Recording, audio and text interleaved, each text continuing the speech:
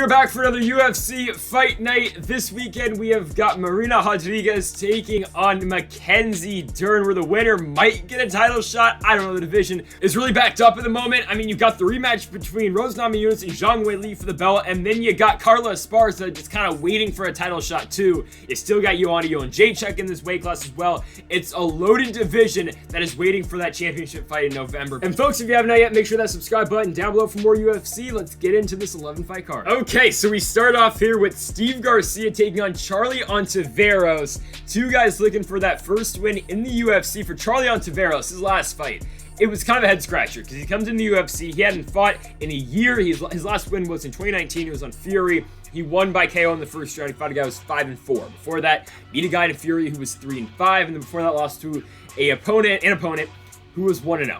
Okay, I mean, Charlie Ontiveros has not fought great opponents, but he comes in the UFC and they give him Kevin Holland.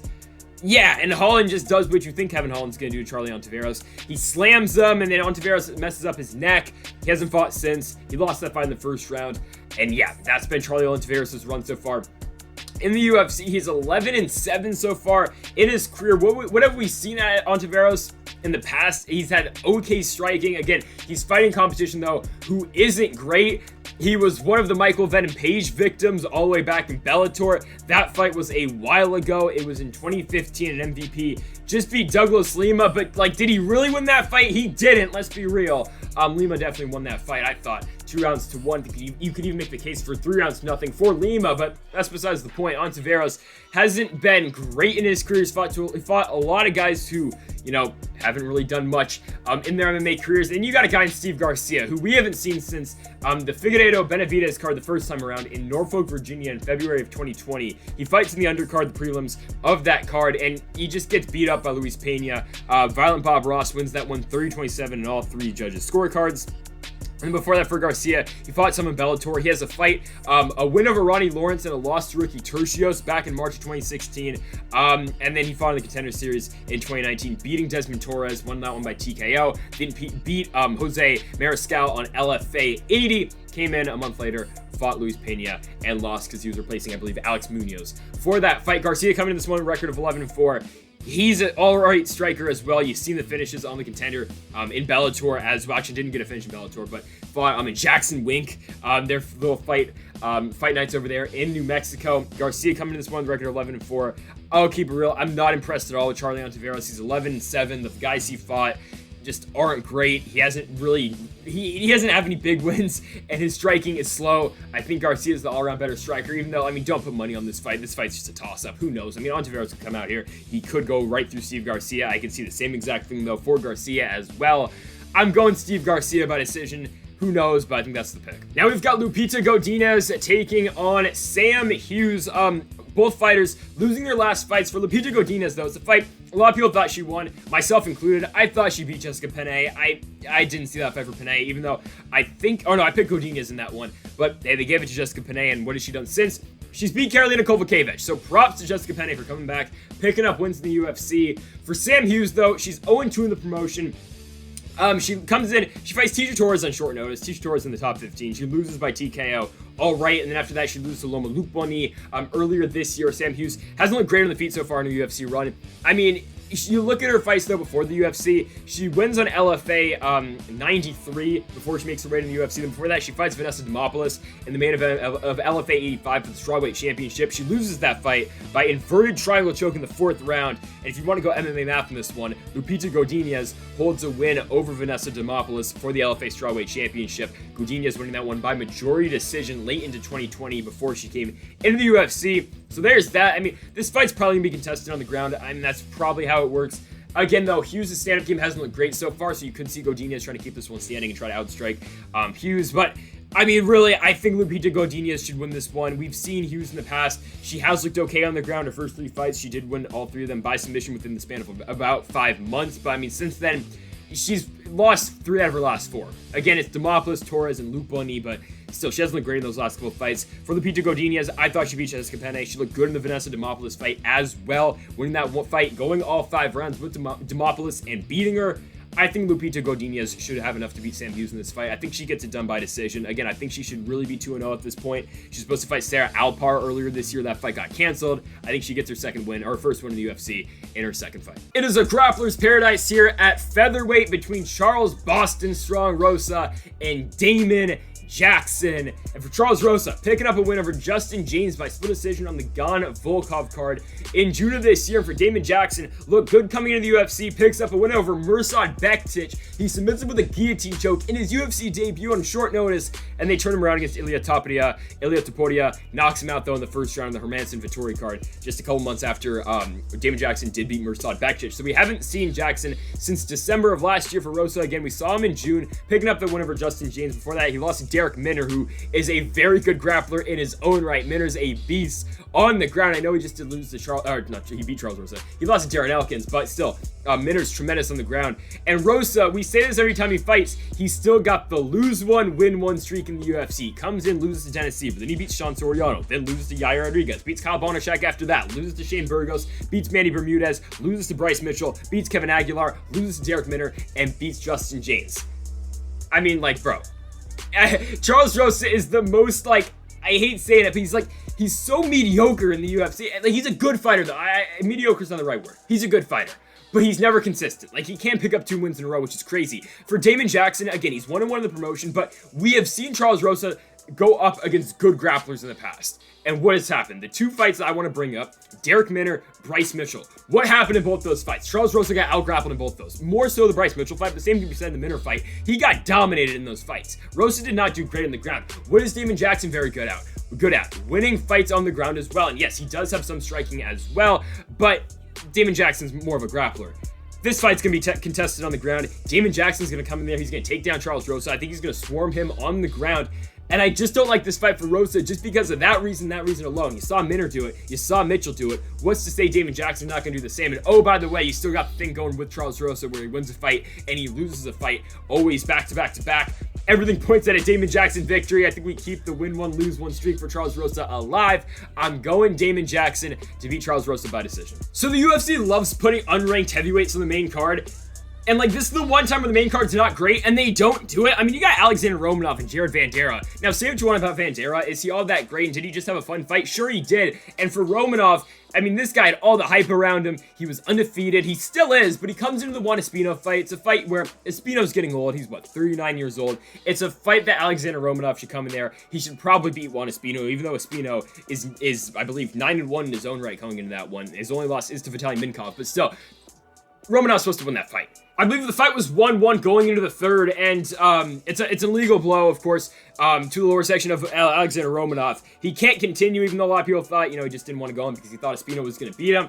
Sure, maybe, because it was looking like Espino was going to take over in that third round, probably win either 2 rounds to 1, or maybe even get a finish in that third round, because Romanov was getting beat in that fight in a spot where you think Romanov's very good at, but Romanov they go to the decision, and it's weird because it's a technical split decision. So they scored the third round that only went, I believe, like 50 seconds, and the judges gave those 50 seconds to Alexander Romanov, and so Romanov won the fight. It's a weird scorecard, but he won by decision. It was the first fight for Romanov that went the distance, and technically it didn't go all 15 minutes, but Romanov gets the win, and you might be down on him now, but, like, Alexander Romanov's gonna beat Jared Vanderaa. Like, I guarantee it. Like, I mean, come on, bro. Vanderaa is good, and he got into a fun fight with the bad man, Justin Tafa, and that's the fights that Tafa will get into. Tafa will go in there, he will stand with you, and he will throw, and sometimes he will knock you out, or sometimes he's just gonna get beat up like the Vanderaa fight, but Tafa went in there, he threw at Vanderaa. It was such a fun fight. Go watch it back. It's a very underrated fight. I don't even think they won fight of the night. Actually, they did. Thankfully, they did. Back in May of this year. That was on the Font and Garbrandt card. Again, tremendous fight. Dana White loved the fight as well. But Vanderaa comes out on top of that one, winning that one by unanimous decision. But you gotta think, like, Justin Tafa is a fun fighter to watch. He's a new Mark Hunt, really. He's 4-3, though. And he has a loss to Yorgan De Castro. He beat Juan Adams. This is the only one in the UFC, and I know Juan Adams is picking up wins right now, currently in the regional promotions over in Fury. I believe he's their champion. Yeah, he is. He just beat Richard Odoms for their championship. I believe Richard Odoms is like 44 too. But hey, of course, Juan Adams is still the champion now over there in, I believe, their center in Houston. But Vanderaa beat a guy in Tafa who's not that great. And then before that, he just got overwhelmed by Sergey Spivak.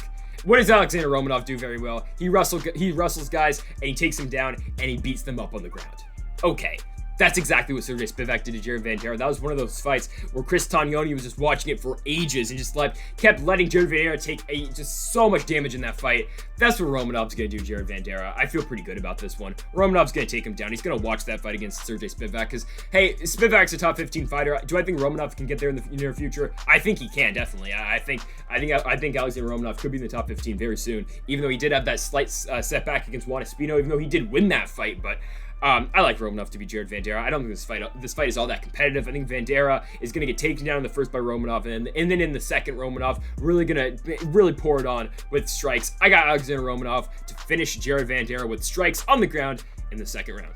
Really close fight to pick now. It's between Jamie Pickett and Laureano Staropoli. I mean, hey, I've been going back and forth on this fight all week. I really have. I mean, because Jamie Pickett, good fighter before the UFC, and then he runs in the wrong guys. Okay, Jamie Pickett's been so unlucky with his run in the UFC. I mean, he comes in the contender the second time around. He's been on there 3 times. He wins the third shot, loses the first. The second time around, they give him Punahele Soriano. I mean, come on. Punahele's a good fighter, and I know he just lost to Brendan Allen, who, I mean, hey, I got that fight right, by the way, but Soriano's a good fighter. So there's nothing wrong with losing to Punahele Soriano. Okay, Pickett comes back. He wins in the contender. Cool. They give him Tafon Chukwi, and Tafon Chukwi is a good fighter, man. I mean, that guy just beat Mike Slow Rodriguez. I think high of Tafon Chukwi. And then they give him Jordan Wright. Okay, is Wright all that good? I tend to think he is. I think hey, he's 2-1 in the promotion.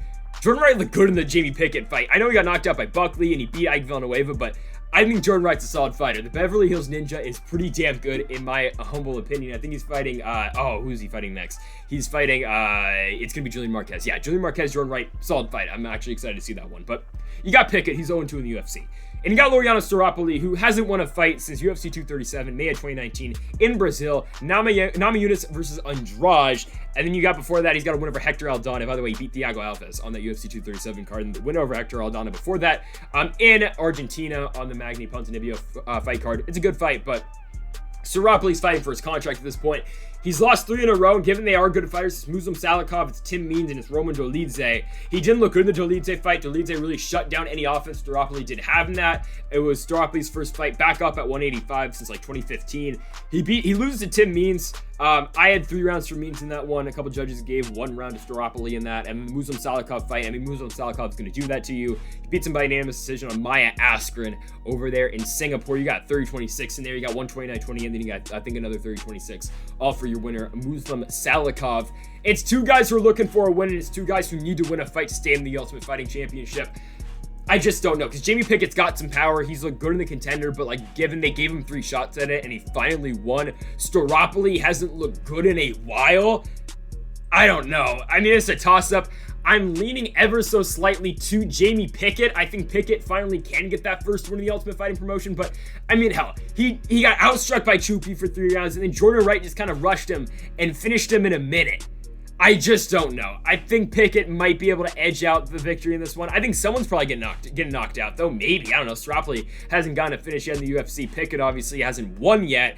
I'm going to go Jamie Pickett. I think he wins this one in the first round. I'm going to go first round knockout. I think Pickett really solidifies his spot in the UFC. Something maybe kind of like what happened to Jared Gooden when Gooden loses 2 fights in the UFC. He comes in, beats Nicolau Stolze by knockout. I picked against him there, Gooden against Stolze, and Gooden's in your co-main event now. So maybe, hey, Jamie Pickett comes in here, he wins this fight by knockout in the first round, and then he gets a co-main event spot in a fight night. I don't know. I'm going Jamie Pickett first round knockout. Could be wrong, but we're going to go with it. Underrated fight now here on the prelims. We have got Chris Gutierrez and Felipe Colares, and Chris Gutierrez is a good fighter. This guy's on a roll right now. I mean, he hasn't lost since he fought Honey Barcelos back on the Ultimate Fighter Heavy Hitters season finale in November of 2018. But since then, picking up a win in Nashville, beating Ryan McDonald by unanimous decision. Is it the most impressive fight? Maybe not. But he comes in after that. He beats Geraldo de Freitas by split decision. Beats Vince Morales. He kicks the hell out of Morales' legs in that fight. Then has the Dragons Cody Durden, okay, and then beats Andre Ewell most recently by unanimous decision, UFC 258. Gutierrez, his stand-up game is so damn good, man. This guy has really been working pretty well. In the UFC, he did have those 2 fights in World Series against Timur Valiev all the way back in 2016. They split those 2 fights. Of course, in World Series, he owns a win over a good fighter in Jimmy Flick as well, who has now, of course, retired. But Gutierrez is a solid fighter, and you got a guy that he's fighting Felipe Colares. Colares has, lost to Geraldo de Freitas, and if you go MMA math in this one, okay, Gutierrez is beat de Freitas by split decision. Colares hasn't, but he's traded wins and losses so far in the UFC. Comes in again, he has the de Freitas fight, he loses in Brazil, then beats Domingo Pilarte by split decision in San Antonio, Texas. Loses to Montel Jackson, who, I mean, I think very highly of. Montel Jackson's a good fighter. I mean, this guy's on a roll, too. I know he had that little setback against Brett Johns, but Jackson's a good fighter. So Colares loses that one, and then he beats Luke Sanders on the Reyes Paroshka card in May. Yeah, Colares is a good stand-up game. Better on the ground, obviously, though, and you got Gutierrez who wants to keep this fight standing most of the time. Did have a little bit of trouble on the ground with Honey Barcelos. Again, that fight was in 2018. Since then, he's looked very good in the Morales fight. That's the fight that really caught my eye with Gutierrez. His leg kicks are really solid. His stand-up game is very good in the Andre Ewell fight. More of the same. In that fight against Ewell, you got unanimous decision win, of course, for Gutierrez. You got 10-8 round in there. You got 30-26, 29-28, and 29-27. All for Chris Gutierrez. A dominant performance on the feet for him in that one. I think he'll replicate more of the same against Felipe Colares. And don't get me wrong, Colares is a solid fighter, but Gutierrez is on one of those runs right now. I mean, this guy's, again, he's got a what? The UFC's going to say it's a 5-fight unbeaten streak. He hasn't lost in 5 fights for Colares. Again, he's 2-2 in the Ultimate Fighting promotion. I don't know why he keeps calling the UFC the Ultimate Fighting promotion, but we'll go with it. Colares is 2-2 in the UFC. Again, the win over Pilarte, you could have scored that one for Domingo Pilarte as well. The Sanders fight, he looked good, but I mean, Luke Sanders, okay fighter. He really hasn't done much in the UFC. Surprised he's still there. I believe he's been cut now. He retired. Okay. But, yeah. We're going Chris Gutierrez to beat Felipe Colares. I think he's going to get a finish in this one. I'm going to go Chris Gutierrez, finish this fight by TKO in the 3rd round. I think he gets late in the fight. And he, again, extends his unbeaten streak to 6 fights. Okay, so we've got Phil Hawes taking on Dern Winn. You know how I think this fight's going to go and how simple it is. If Phil Hawes can beat Kyle Daukaus, you can beat Dern Winn. And I know Dern Winn's a great wrestler. He's one of DC's guys, obviously, at AKA, but I mean, Hawes limited the ground game of Kyle Daukaus. He kept that fight standing for most of that fight. Worked really well in that one, controlled the pace of that fight. Ended up winning that one 30-26, 30-26, 29-27. And hey, Kyle Daukaus just came back and submitted Kevin Holland in a fight where, I mean, he wasn't going to get the submission if he didn't headbutt Holland. I will still take Kevin Holland if they do fight again. It was just an unfortunate circumstance. It's no contest for a reason. I think Kevin Holland's takedown defense was very good in that fight. I think he would be, again, Daukaus in a rematch. I think he'd beat him probably in the 1st round. But, again, for Phil Hawes, he beat Kyle Daukaus. He kept that fight standing, looked very good. Before that, he beats Nasruddin Imavov by majority decision on the Blades Lewis card. Imavov was coming back late in that fight, but Hawes did enough to get the victory. And then before that, he got that win over Jacob Malkoun on UFC 254, knocking him out on the main card of that pay-per-view, which is weird, but he knocks out Robert Whittaker's sparring partner in the 1st round. Hey, Jacob Malkoun's come back since then, and he's beat up Abdulrazak Alhassan, who, by the way, Abdulrazak Alhassan's back, and he knocked out Alessio Di Chirico. Weird how things do turn out, but Hawes has looked good. Dern Winn, okay, he picked up a win over Antonio Arroyo. Now, Arroyo, I don't believe no longer in the UFC because he just got knocked out by Joaquin Buckley, but Dern Winn uses wrestling really well in that one, closed the distance against Arroyo. I mean, it was really weird. I think Arroyo was like 6'2", 6'3". Dern Winn's like, what, 5'9"? He still won the fight, though, closed distance really well, landed the takedowns, did what he needed to do to secure that 3rd round and win that fight 2-1. So, Dern Winn looked good in that fight, but the thing is, that fight was only back in December. Before that for Winn, he's got 2 straight losses to Darren Stewart by split decision, and then Gerald Mearshart, where he just got out jiu-jitsu'd on the ground by a tremendous ground fighter, of course, in Mearshart. And before that for Winn, he wins on Golden Boy Promotions against Tom Lawler, former UFC veteran, and then after that, he beats Eric Spicely in his UFC debut over in Greenville, South Korea. It's a good fight. Winn really showed the wrestling in that one. Looked good. He's 7-2, but I mean, hey, if Phil Hawes again can beat Kyle Daukaus, he's going to beat Dern Winn. Hawes is going to stuff a couple takedowns in this one, and like if Dern Winn does land a takedown against Phil Hawes, I think Hawes can still get up. Like, Winn, very good takedowns. Can he keep guys down on the ground, though? That's the problem sometimes. He's 5'6", not 5'9".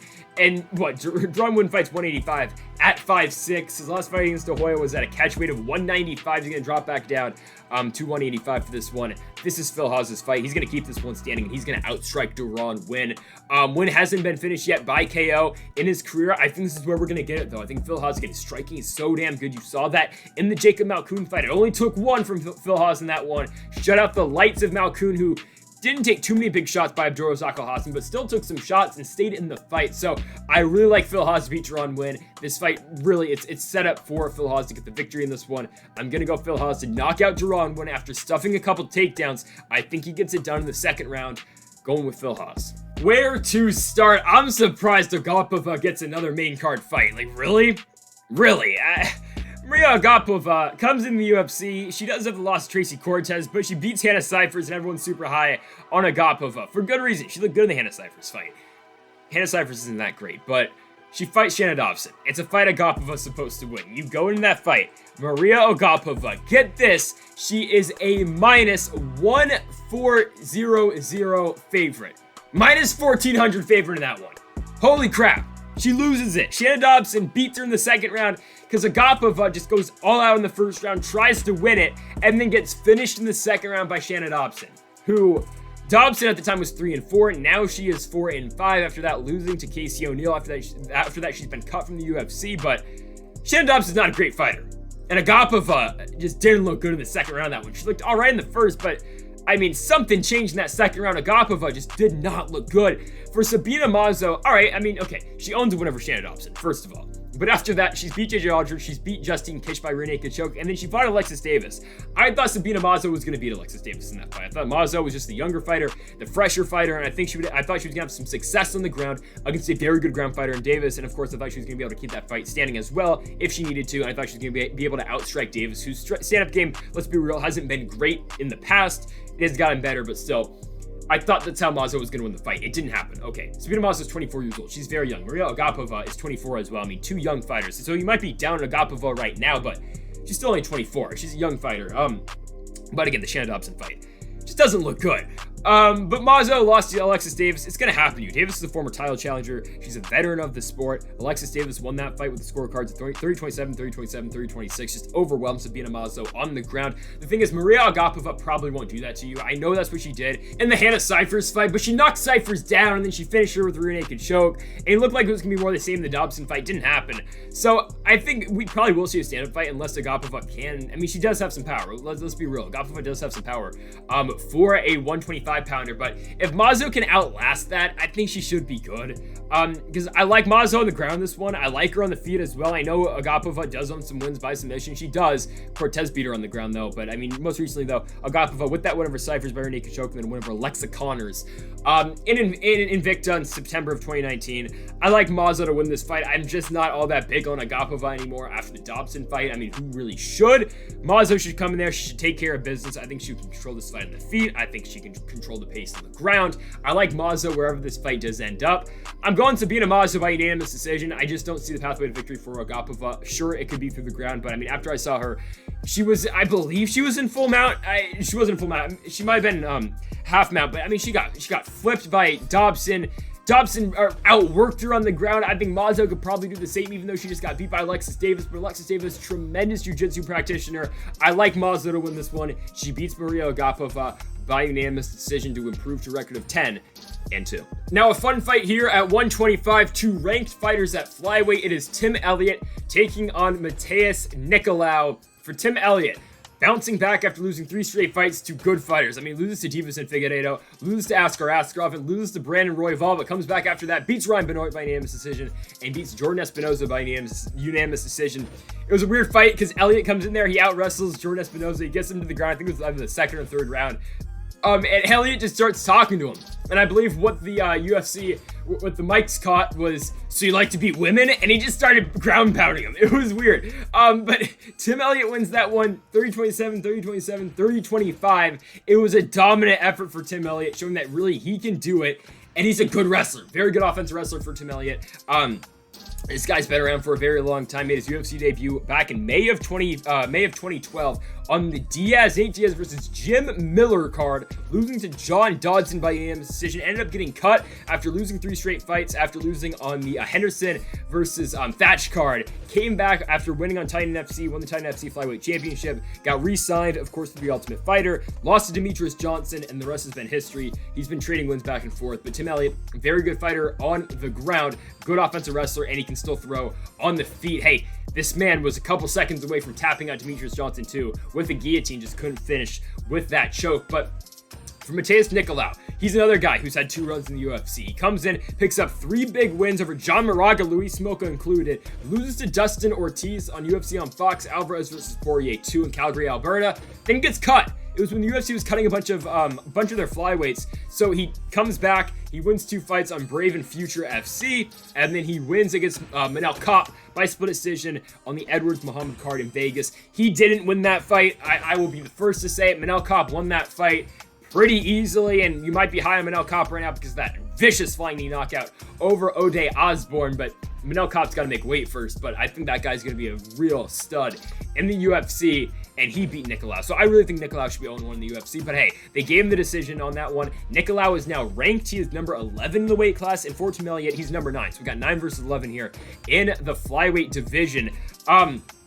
Yeah, Tim Elliott was supposed to fight Sue Mudaerji earlier this year in June. That fight did not happen because Mudaerji did have knee surgery. Would have been a fun fight. I think very highly of Sue Mudaerji as well. But Elliott and Nicolau here, we know Nicolau's got very good jiu-jitsu, and we know he can stand and strike as well, even though he did get outstruck by Manel Kape, but that's besides the point. Tim Elliott, though, is going to probably come in there, and he's probably going to try to take Nicolau down. He's going to test that jiu-jitsu. We're going to see if Matheus Nicolau can work off his back against Tim Elliott, because that's likely the situation that Tim Elliott will put him in, because Elliott's going to be very aggressive in this one, I do believe. I think he's going to come in here. He's probably going to look for a takedown early in the fight and really just test Nicolau. On the feet, even matchup, I think Elliott's a solid striker, same with Nicolau as well. Again, Manel Kape, I thought he lost that fight, but it's, again, besides the point. It's just really, do you think Elliott can control Nicolau on the ground? Do you think he can work his ground and pound well? Maybe even look for a submission as well that Elliott's done so many times in the past? Or is Tim Elliott going to get caught with a submission like we've seen a million times as well? Brandon Royval, Deiveson Figueiredo, Ben Nguyen, Joseph Benavidez. We've seen this guy get caught in so many submissions in the past, but we've seen him also lock in good submissions and finish guys. Mark De La Rosa, good example. You got Josh Rave back at RFA. You got some wins on the Ultimate Fighter as well. Matt Schnell, he finished him. I mean, you got some good wins for Tim Elliott. Can he avoid the submissions that Nicolau will present on his back? Potentially, but again, Elliott's got to get it there in the first place. Big question marks around this fight. I don't know, because again, Elliott looked good in the Espinoza fight. It was one of the best Tim Elliott performances I've seen in a long time. You have the win over Ryan Benoit in a co-main event. His striking looked good in that one on the Ige Cater fight card. I mean, again, Tim Elliott's looking good, but Nicolau, again, another ranked fighter at 125. He beats Manel Kape. He had some good wins in the UFC before getting cut. He's only lost 1 fight in the UFC. The guy is 3-1, or 4-1 in the UFC, excuse me. He's got wins over Moraga and Smoka and Manel Kape. Still, I'm going Tim Elliott. I'm going with the underdog here. I believe Tim Elliott is a slight underdog right now. I'm going to go with him beating Nicolau. I think the offensive wrestling, again, going to play a big part in this fight. I think Elliott's jiu-jitsu and his awareness of getting out of potential submissions that Nicolau will throw up is going to be huge in this one. Again, Nicolau could eventually catch Elliott in a submission like we've seen Elliott get caught with in the past, but he's losing to guys such as Royval. I know he didn't get finished by Askarov, but he got out-wrestled by Askarov. He got submitted by Figueiredo. He got submitted by Ben Nguyen, who's a solid fighter they cut from the UFC, and he got submitted by Joseph Benavidez, who's likely they're probably going to put in the Hall of Fame very soon. So Tim Elliott, good fighter. I think he beats Matheus Nicolau. I think he avoids those submissions. I think Elliott is going to work that ground and pound a lot in this fight, and I think he beats Matheus Nicolau by unanimous decision. Co-main event time. We have got the Rude Boy, Randy Brown, taking on the Night Train, Jared Gooden. All right, so Jared Gooden, again, he loses his two first fights in the UFC. He loses to Alan Jouban on the prelims of UFC 255. He gets outstruck by Jouban, and in the third round, Alan Jouban gets this fight to the ground, gets a nice guillotine in on Jared Gooden. I don't know how Gooden did not tap. He had that guillotine in for like a good 30 seconds. Gooden stayed out of it or didn't tap. Of course, though, Jouban ended up winning that fight by unanimous decision. And after that, for Gooden, he lost to Abubakar Nurmagomedov. Nurmagomedov comes in there. Striking looks good in that. Also gets the takedown a couple times in that one against Gooden and wins that one by unanimous decision. And after that, Gooden gets a short turnaround against Nicholas Stoltze on the Hall Strickland card in July of this year. Knocks out Stoltze. Big, I believe it was the right cross. Knocks him out in the first round. 68 seconds into that one. Looks very good in that performance. But for the Rude Boy, Randy Brown, he's been fighting in the UFC since 2016. Made his debut on UFC on Fox. Johnson versus Bader, beating Matt Dwyer on that card by unanimous decision. But this guy's fought some of the best in the UFC. I mean, you got guys such as Bilal Muhammad, you got Nico Price, you got Brian Barberena, you got Vicente Luque, you got Alex Cowboy Oliveira, you got Warley Alves, and you got Mickey Gall. So you got some good fighters that Randy Brown has fought, and most recently, you got the Alex Cowboy Oliveira fight. It's the last fight before the main card of UFC 261. It's the first fight card with fans back in Jacksonville, and Randy Brown scores a very nice rear naked choke victory, standing rear naked choke win over Alex Oliveira. Works really well in the clinch in that one, gets the back of Oliveira, sinks in a nice rear naked choke, and ends the fight. And of course, that fight, to me, it was a good win for Randy Brown, but it's most known for the F. Jake Paul chance. I mean, that was the first card back with the crowd, and the crowd really didn't give a damn about that fight. They just cared that Jake Paul was in the arena, and they want him the hell out of Jacksonville that night. But Brown before that loses to Vicente Luque on Brunson and Shabazi, and that's what's going to happen to you though. Vicente Luque is such a good striker. That guy's in the top 5 of the weight class, and oh, by the way, he's probably a fight away from the belt, or he's getting Nate Diaz next, so that's a big fight. But Brown before that beats Warley Alves, beats Brian Barberena, who is a tough guy. Brian Barberena is. And Randy Brown finishes him in the 3rd round in Greenville, South Carolina on the Moicano Zombie card. Good win for Randy Brown. And before that, he loses to Nico Price, the weird fight with Price. Hammer fists from the bottom finishes Randy Brown. Tremendous finish for Price, who just picked up a big decision win over Alex Cowboy Rivera. Got that one completely right. Just want to put that out there. But Brown beats Mickey Gall by decision, loses to beats Brian Carmazzi, and then loses to Bilal Muhammad before that too. Gooden's got 3 fights in the UFC, and yeah, he showed in the Stoltz fight. Okay, this guy's got power and he's got some very good hands, right? I mean, Gooden can land. If he can land effectively, he can put the lights out. For Nicholas Stoltz, again, the guy that Gooden just beat, Stoltz is 0-2 in the UFC. His first fight lost to Ramzan Ameev. He fought 2 fights in 2 years. Like, he's supposed to fight Munir Lazez, and Gooden comes in on short notice. Like, Stoltz is not the best fighter. And Gooden knocked him out, and sure, that's good and all. But Randy Brown's going to present a lot of challenges for Jared Gooden on the feet. And also, Randy Brown's going to clinch with Jared Gooden. He's going to push him back against the fence, just like what Nurmagomedov did to Gooden. And that's going to be a problem for Jared Gooden as well. You saw in the Oliveira fight. Hey, Brown comes in there, works him against the fence, locks in a choke standing, puts him away. Like, Brown's going to present a challenge for Gooden, grappling wise through the clinch like Joban and Nurmagomedov did, and also on the feet like, oh, by the way, Joban did and Nurmagomedov did as well. So Gooden's got to be worrying about the offensive clinch work and wrestling, I would say, to some extent, from Randy Brown. I mean, all this points to a Randy Brown victory in this one. I like the striking out of Brown. I like the clinch work. I like the grappling. I like everything out of Randy Brown in this one against Jared Gooden. Again, Gooden looked good in his last fight with that knockout over Stoltz, but again, Stoltz's 0-2 in the UFC. It's a good win. Unless he can... the only way I see Gooden win this fight, again, is if he can land that big power shot, put away Randy Brown by KO, but I just don't see it happening. I'm going to go Randy Brown beating Jared Gooden. I think he's going to get yet another submission win like he did against Oliveira and like he did against Warley Alves. I like Randy Brown to submit Jared Gooden, actually, in this one. I'm going to go Randy Brown 2nd round sub. I think he picks up the win and improves to a record of 14-4 in the UFC. So it is time for the main event of the evening. We've got 2 top 5 strawweights. You got Marina Rodriguez. Okay, she's number 6, but all right. You got Marina Rodriguez taking on Mackenzie Dern, a fight between 2 great Brazilian fighters.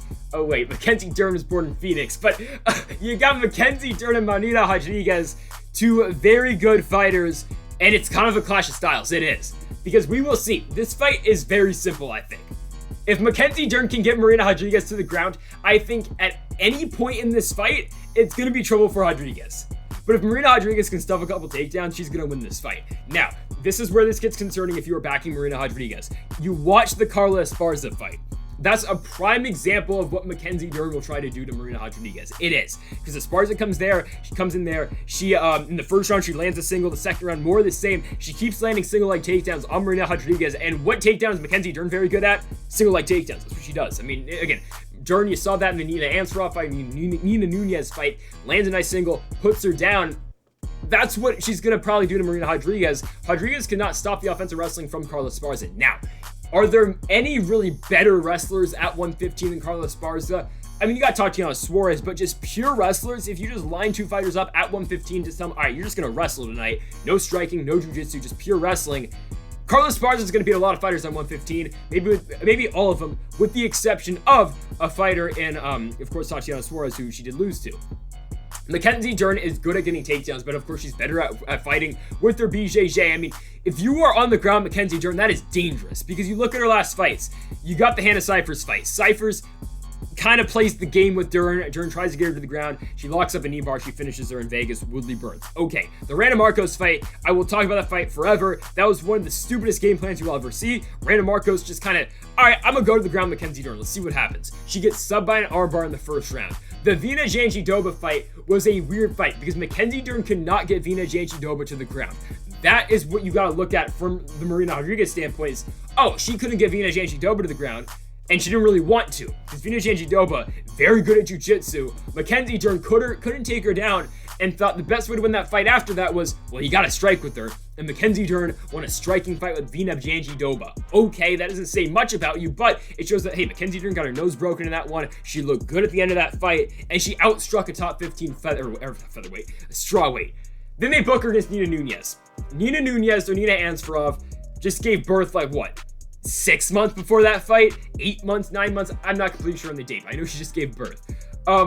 She comes in that fight. Mackenzie Dern takes her down. She gets her with an armbar. DC, right before Nunes does tap, says, oh, Nina's looking really, really relaxed and calm there, even though Mackenzie Dern's got her arm. Eventually, Dern just lays back on the armbar. Nina taps, and Mackenzie Dern picks up the win. Now she's entered the top 5 of the weight class, because Nina Ansarov was, I believe, number 6 going into that one. And now Mackenzie Dern is number 4. Rodriguez, though, after the fight against Carla Esparza, where she did lose, it's a split decision win for Esparza. I scored it for Esparza, even though Marina Rodriguez, in that first round, you can make the case that Marina Rodriguez won that one. She, I believe the judge gave her that first round, but, Rodriguez, Esparza's on top, she flips it, and then lands some really nice elbows on top, and from the bottom, too, does Rodriguez, busting, Esparza open, and I believe closing that eye, too, but she does lose that fight by split decision. That's all right. After that, she fights Amanda Ribas, UFC 257. She knocks Ribas out in the second round. It's one of those weird Herb Dean stoppages, but still, Rodriguez looked great in that one, knocking out Amanda Ribas, who everyone thought was the future of this weight class, and still could be. Hey, Ribas does own a win over Mackenzie Dern, and most recently for Rodriguez. It's a fight at flyweight. And now this fight doesn't do much for you. It was a fight where the UFC needed a main event at short notice. It was supposed to be Sandhagen and Dillashaw. They needed a main event. They didn't want to roll with, I believe, Ben Rothwell and Felipe Lins. They didn't want to roll with Jeff Neal and Neil Magny, or they didn't want to roll with Cowboy versus Alex Morono. So they went Michelle Waterson and Marina Rodriguez instead. Okay, it was a short notice fight at 125. Doesn't really do much for either fighter. It's just a main event spot to get your name out there and potentially go 5 rounds. Marina Rodriguez outstrikes Michelle Waterson in that one. I had it 49-46 for Rodriguez. She wins that one 48-47, 49-46, 49-46. Waterson does look good, though, towards the end of that fight. Her cardio looked good. Rodriguez, on the other hand, again, won the fight. Started to wear out, though, towards the end. That was her first fight going 5 rounds. So, sure, that works, but this is Dern's first fight going 5 rounds as well. But usually, Mackenzie Dern doesn't see the 3rd round, and if she does, she's either winning the fight. If she doesn't, she's winning the fight early by submission. It's an interesting fight to call, because Marina Rodriguez, you know what she does well. She's a good striker. She's going to keep the fight standing. And if she can keep the fight standing with Mackenzie Dern, there's no doubt in my mind that Marina Rodriguez will eventually finish Mackenzie Dern if this fight just stays standing. But it's not that simple, because you know how good Mackenzie Dern is on the ground. Like, she is maybe I'm going to say, yeah, she's the best BJJ fighter we've seen at 115. It's pretty obvious. You saw the Nina Nunes fight. It was simple for Mackenzie Dern. She got her to the ground. She's so damn good on the ground. It's like I wouldn't say she's like Ryan Hall, because, you know, Ryan Hall is always going for heel hooks and stuff, but, like, that's to the point how good Mackenzie Dern's ground game is. It's Rodolfo Vieira type. I mean, her ground game is that good, and for Marina Rodriguez to win this fight, she has got to avoid the ground game for 5 rounds. Mackenzie Dern, going back to comparisons, it's Brian Ortega-like. For Marina Rodriguez to win this fight, she's got to survive that for 5 rounds. All Mackenzie Dern has to do is she's got to get a takedown, and she's got to throw up a submission and submit Marina Rodriguez. It's easier said than done, because Rodriguez, solid submission defense. Now, takedown defense isn't great. You saw that in the Calvillo fight, and you saw that in the Esparza fight as well. And she did have a draw against Randa Marcos too, who is an okay grappler, sure. I think Mackenzie Dern's going to beat Marina Rodriguez. And I'll say it, I don't think it's going to take all that long. I picked a first-round knockout for Santos last week. It didn't happen. But I think Mackenzie Dern's going to come in here. I think she's going to get a takedown early, like Esparza did. I don't think she's going to get the finish in the first round, but I think once she sees that pathway to victory, I think Mackenzie Dern is going to submit Marina Rodriguez in the second round. The takedown defense just hasn't impressed me so far from Marina Rodriguez. It hasn't. Again, Esparza, I know how good of a wrestler she is. But Marina Rodriguez couldn't stuff a takedown in that fight. That's what Mackenzie Dern's gonna come out to. That's the only thing Mackenzie Dern's gonna do. She's gonna go for some. She's gonna go for some knees. She's gonna try to go for that single, maybe land a double. She's gonna come in there. She's gonna try to take you down. I just don't think Marina Rodriguez can fight that off for 25 minutes. I'm going Mackenzie Dern to submit Marina Rodriguez in the second round. And I don't know what you do with Mackenzie Dern. I say probably title shot, but I don't know. It's looking like Esparza is going to get the next title shot with the winner of Zhang Weili and Rosa Namajunas. Now, if Zhang Weili wins, you're probably going to do the trilogy with those two. I don't know.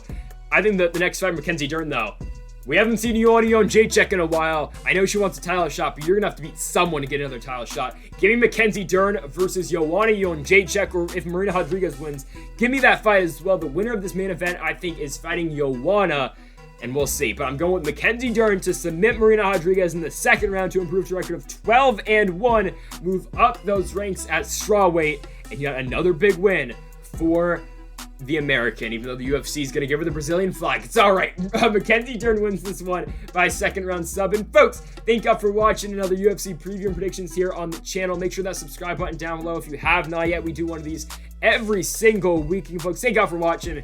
And Mamba forever.